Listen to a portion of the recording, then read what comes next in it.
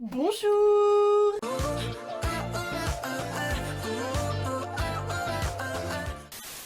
Après les films coréens, les films thaïlandais, les films taïwanais et les films chinois, je vous retrouve aujourd'hui pour ma petite sélection de films préférés au Japon.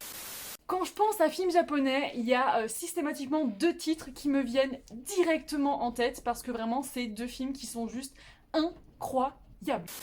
Le premier de cette petite sélection, c'est donc Orange. Orange, ça raconte l'histoire d'une jeune fille qui, sur le chemin de l'école, va voir une lettre mystérieusement apparaître dans son sac. Et lorsqu'elle va l'ouvrir, elle va découvrir que le destinataire de cette lettre prétend être elle, des années plus tard. La mystérieuse lettre lui donne en fait des instructions pour changer son futur et ne pas avoir de regrets. Au début, clairement, elle va pas y faire gaffe, elle va penser que c'est une blague, et elle va la mettre dans un coin et un peu l'oublier, jusqu'à ce qu'elle découvre avec horreur que les événements inscrits dans sa lettre commencent à se réaliser les uns après les autres. Elle comprend alors qu'elle doit tout faire pour changer le passé et protéger le nouvel élève de son école. Franchement, j'ai trouvé le scénario hyper original. Je sais que ce film est tiré d'un manga que je n'ai pas lu et je sais pas s'il est meilleur ou moins bien que le manga original, mais franchement, moi, il m'a totalement bouleversée. Non seulement on a un scénario qui est bon, logique, qui a beaucoup de suspense, mais en plus on a des personnages qui sont hyper attachants et une relation juste magnifique avec des images hyper colorées. Et franchement, tout est beau dans ce film, autant la romance, autant que les amitiés qui lient nos personnages, autant que leur complicité, autant que le sujet même du film qui aborde des thèmes très sombres comme par exemple le suicide et qui nous démontre que parfois juste avec une petite attention on peut sauver la vie de quelqu'un. Donc vraiment c'est un film totalement bouleversant qui m'a fait passer par beaucoup d'émotions et qui je suis sûre saura vous convaincre.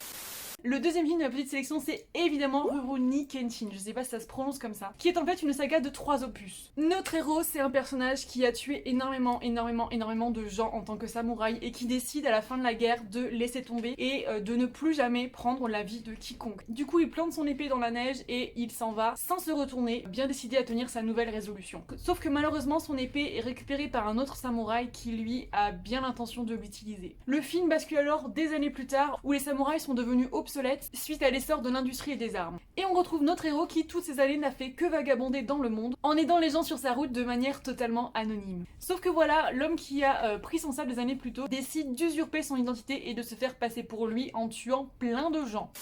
Dans ce film, c'est juste incroyable. T'as des scènes de combat qui sont époustouflantes, t'as une scénographie absolument magnifique, une réalisation sublime. Enfin, t'as des scènes, en fait, tu peux juste rester là et les contempler tellement c'est beau, tellement c'est incroyable. Donc vraiment, si vous voulez découvrir une saga de samouraï, je vous conseille celle-ci. J'avais même acheté les DVD tellement j'avais aimé. Vous allez découvrir un casting qui fait quand même pas mal rêver, des personnages hyper attachants et franchement, il y a beaucoup de suspense. Vous allez être à fond avec les héros. Vraiment, je vous conseille.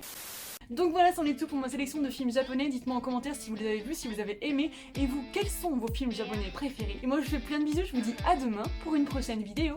Sarani, popo, bye bye.